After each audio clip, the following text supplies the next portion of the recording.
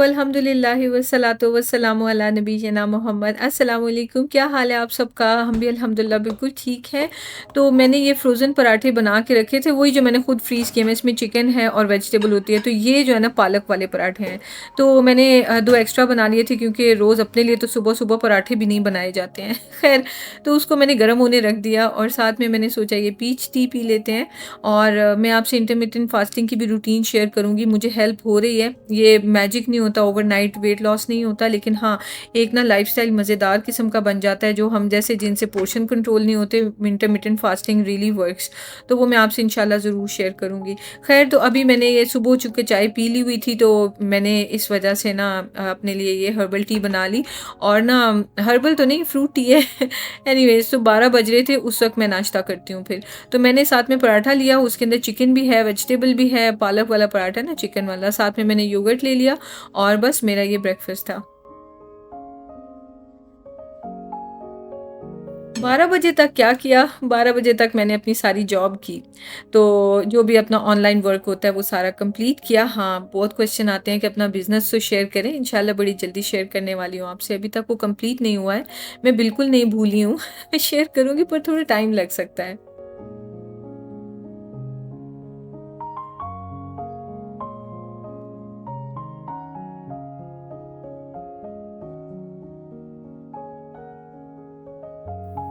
अपने पीजेज़ में सारा दिन रहने का मतलब है सुस्ती का ढेर, तो मुझे तो बहुत लेज़ीनेस रहती है, तो ज़रा फ्रेश अप हो जाती हूँ कि चलो फिर साथ ही ऐसे लगता है कि एक्टिव हो गई हूँ। और जो विटामिन्स हैं वो भी मॉर्निंग में लेती हूँ, तो फिर वो बहुत अच्छी हेल्प रहती है, सारा दिन एक्टिव रहती हूँ फिर, अल्हम्दुलिल्लाह।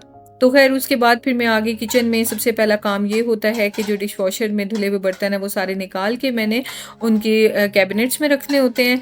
और ये तो डिशवॉशर में ही ड्राई हो जाते हैं, बट खोल के इसलिए रख लेती हूँ कि मुझे फिर याद रहे कि मैंने सबसे पहले तो ये काम करना है।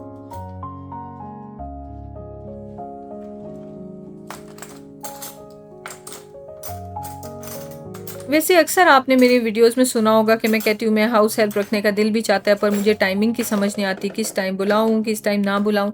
मैं अभी तक उसी मुश्किल में पड़ी हुई हूँ कि मैं हाउस हेल्प रखूँ या नहीं, जो कि डेली आ जाए और काम कर दे।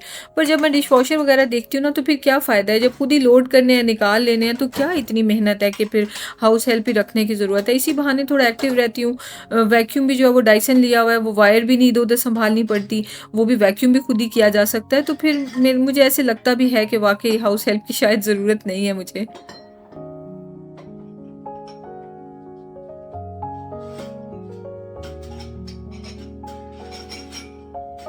आज मैंने फ्राइड चिकन स्ट्रिप्स बनानी है। तेहामी का बहुत दिल चाह रहा था खाने का और कहता है मम्मा आप दाल, सालन, सब्ज़ी, खाना, चावल यही बनाती रहती हैं, तो कुछ डिफरेंट बनाया करें। असल में जो मैं यूट्यूब पे आपसे बना के शेयर करती हूँ ना या फ़ेसबुक पे, तो उसकी क्वांटिटी बहुत थोड़ी होती है मोस्टली। तो वो एक ही दिन में चीज़ ख़त्म हो जाती है, तो वो फिर कहता है कि मम्मा आपने ज़्यादा नहीं बनाई है। ख़ैर, तो मैंने सोचा कि आज ढेर सारी स्ट्रिप्स बनाते हैं।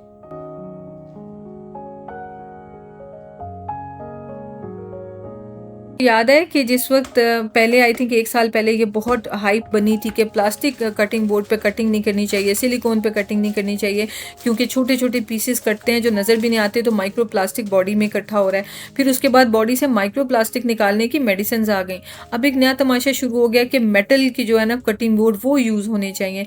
लेकिन क्या आपने नोट किया कि जो मेटल के कटिंग बोर्ड होते हैं उस पे भी उसी तरह ही लाइन्स बनती हैं? तो इसका मतलब है कि अब micro metal, if that's even a word, micro metal भी जो है वो बॉडी में जा रहा है, तो अब हम उसको बॉडी में इकट्ठा करें। मतलब लोगों ने ना, मैंने ये देखा है कि दुनिया वालों ने ना बस अपने-अपने ब्रांड्स निकालने के लिए पहले डराते हैं लोगों को, फिर अपना काम शुरू कर देते हैं। तो मैं तो सिंपली फिर ये करती हूँ कि अगर वाक़ई मेटल बॉडी में इकट्ठा होता है व्हिच इज़ नॉट गुड, तो मैं तो पेपर रख लेती हूँ। चाहे आपके पास प्लास्टिक है, चाहे आपके पास मेटल है, उस पे आप पेपर रख लें, तो कम से कम पेपर तो डाइजेस्ट भी हो जाता है। एनीवेज़, तो योगर्ट को मैंने बीट कर लिया और साथ में मैं लेमन जूस जो है ना वो निकाल रही हूँ, उसको योगर्ट में हम डालेंगे।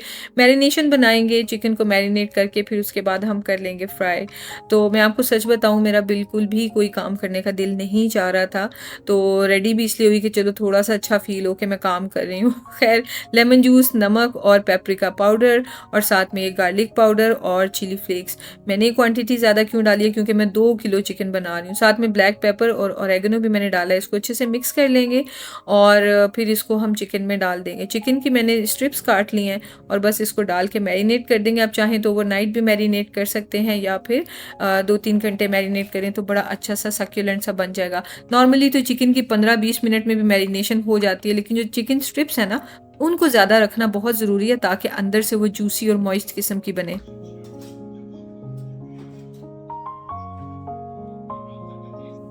रेसिपी कोई भी स्पेशल बनानी हो ना तो उसके लिए स्टेप्स फॉलो करने बहुत ज़रूरी होते हैं, नहीं तो फिर रेसिपी ना ख़राब हो जाती है। तो मेरा पहला स्टेप ये था कि मैंने चिकन मैरिनेट कर दिया। दूसरा स्टेप ये कि मैं अभी से ही ये बना के कोटिंग रख दूँगी, जिसमें मैंने मैदा लिया है और साथ में कॉर्नफ्लावर डाला है, नमक, पेपरिका पाउडर, गार्लिक पाउडर और ब्लैक पेपर पाउडर। तो इसको हम मिक्स कर लेंगे और बस हमारी कोटिंग भी तैयार हो गई है। और फिर मैंने एक बना लेनी है सॉस। तो सॉस भी बना के पहले ही रख लूँगी, तो उस टाइम पे फिर बच्चों के लिए फ्राई करूँगी और सर्व कर दूँगी।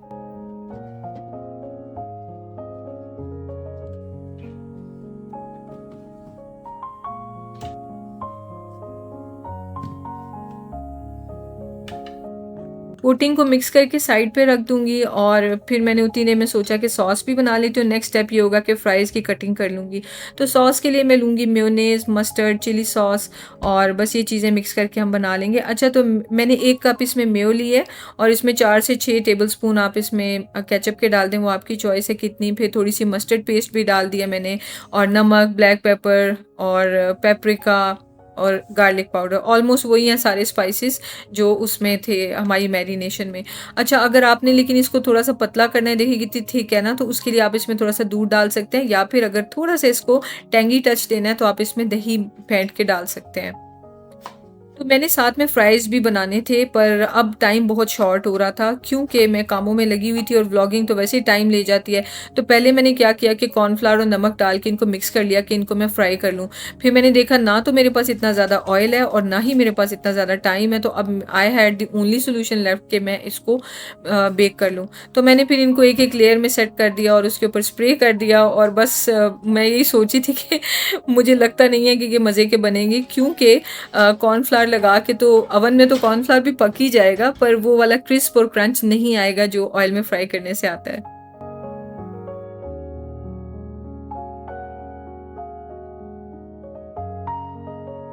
बखूर मैं 2-3 दिन में 1 दफ़ा ज़रूर यूज़ करती हूँ, इससे बहुत अच्छी खुशबू आती है।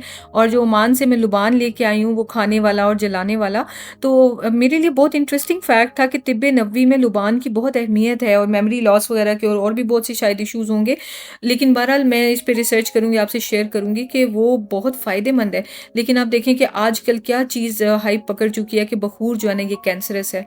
अब ये कैंसरस कैसे हो सकता है, मेरी समझ से तो बाहर है, लेकिन हो सकता है इसकी प्रोसेसिंग में मसला हो, क्या चीज़ में मसला हो, तो इस तरह हम क्या-क्या अवॉइड करें? अब मुझे याद है कि एक टाइम में बहुत ज़्यादा थी ये हाइप कि जो माइक्रोवेव है ना, उससे भी कैंसर होता है। जबकि हमारे बचपन से हमने आँख खोली और माइक्रोवेव घर में यूज़ होते थे, तो कुछ नहीं होता था। अब कभी किसी को ट्यूमर हो रहा है, किसी को कैंसर हो रहा है, किसी को अचानक से हार्ट अटैक हो गया, छोटे-छोटे बच्चों को हार्ट अटैक्स हो रहे हैं, अल्लाह ताला सबको अपनी अमान में रखे। तो इसका क्या मतलब है कि वही हमारे तौर तरीके हैं जो हमारे वालिदैन के थे। सिर्फ़ फ़र्क ये है कि अब फूड इतना प्रोसेस हो चुका है कि चाहे तो हम कोई कोई सब्ज़ी खाएँ, फ्रूट खाएँ, चिकन खाएँ, कोई गोश्त खाएँ, उन सब में हॉर्मोन्स के इंजेक्शंस लग-लग के तो वो हमारी बॉडी से नहीं निकलते और हमारी बॉडी में ख़राबियाँ कर रहे हैं। तो उस चीज़ को हम कैसे अवॉइड करें? खाना-पीना तो नहीं छोड़ सकते हैं। तो बस यही है कि ज़िंदगी को अपने तरीके से जिएँ और अल्लाह से बस दुआ करें। रोज़ाना जो है बीमारियों से बचने की दुआएँ हैं, जो कि अब मुझे भी समझ आ गई हुई है, तो मैं उनको यूज़ करती हूँ। आप भी पढ़ा करें। आप कहेंगे तो मैं आपसे इंशाल्लाह कभी ज़रूर शेयर करूँगी।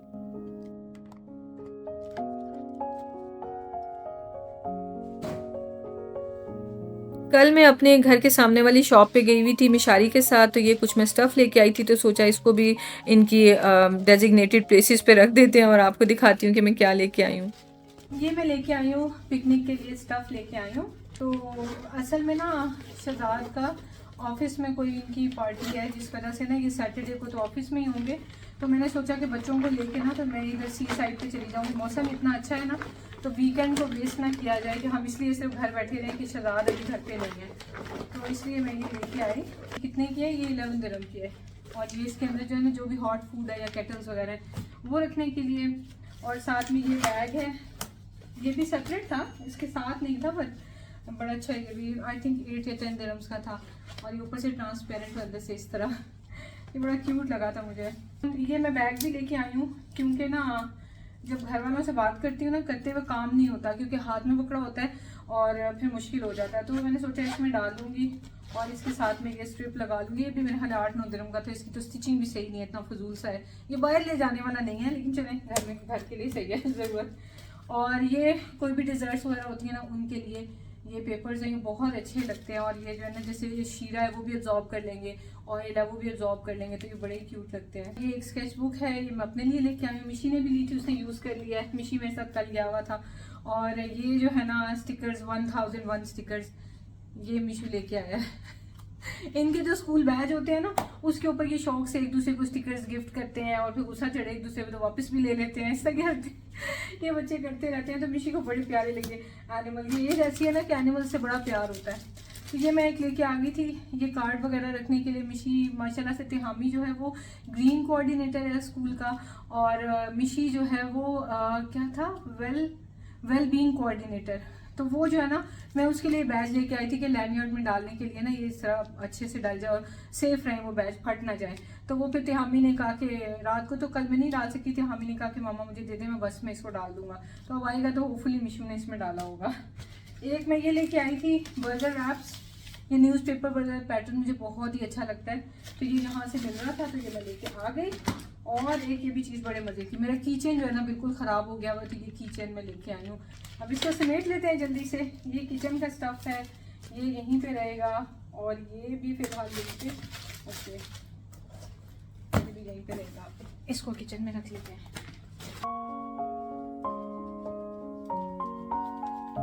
मैरिनेशन को तो टाइम हो चुका था और अब मुझे किचन में जाना था क्योंकि बच्चे बिल्कुल आने वाले थे और मुझे ऐसा लग रहा था कि जिस टाइम पे मैं फ्राइंग कर रही होंगी ना, उस टाइम पे बच्चे आएंगे। और हाँ, वो जो मैंने फ्राइज़ बनाए हैं अवन में, वो बिल्कुल फ्लॉप हैं। इसी तरह मैं किचन में एक्सपेरिमेंट्स करती रहती हूँ और जो मेरे व्लॉग्स होते हैं उसमें आपको सारा जो है, जो गलतियाँ भी होती हैं, ब्लंडर्स होते हैं, वो भी मैं आपको दिखाती हूँ। पर ज़ाहिर है जो रेसिपीज़ आपसे शेयर करती हूँ वो 100% परफेक्ट होती हैं। उसके अलावा जो गड़बड़ होती है वो व्लॉग्स में आपको ज़रूर देखने को मिलती है। तो वो जो मैंने एक्सपेरिमेंट किया था वो बिल्कुल भी ठीक नहीं है। अच्छा, अब ये जो स्ट्रिप्स है ना, इनको हम फ्राई करके निकाल लेंगे। और मैंने इसकी डबल कोटिंग नहीं की क्योंकि अब मेरे पास टाइम नहीं था, वरना इसको अंडे और दूध में कोट करके दोबारा से मैदे में कोट करके लगाएं तो फिर ये चिकन का पानी निकल के तो ऑयल में इस तरह से नहीं ब्राउन उसको कर सकता। पर मेरे पास अब इतना टाइम नहीं था।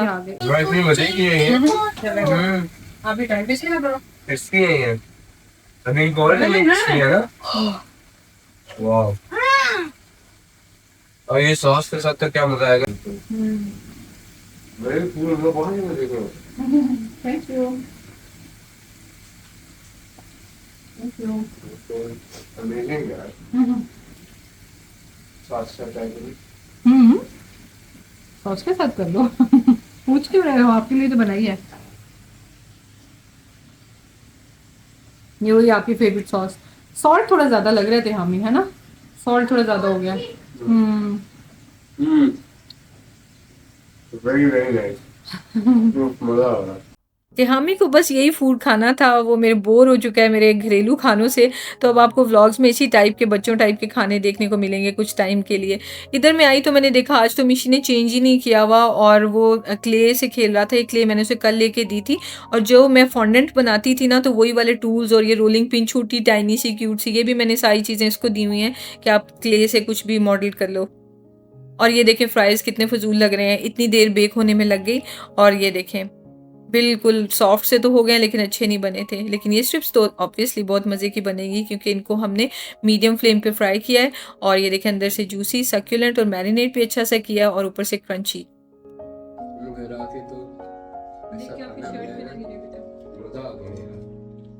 तो चलें नेक्स्ट वीडियो में मिलते हैं और प्लीज़ चैनल को लाइक, वीडियो को लाइक करें, चैनल को सब्सक्राइब करें और प्लीज़ मुझे अपने प्यारे प्यारे कमेंट ज़रूर करते रहा करें, पढ़ के अच्छा लगता है। दुआ में हमेशा याद रखें और आप भी खुश रहें, आबाद रहें, हर तरह की परेशानी से दूर रहें। आमीन। Take care. अल्लाह हाफिज़।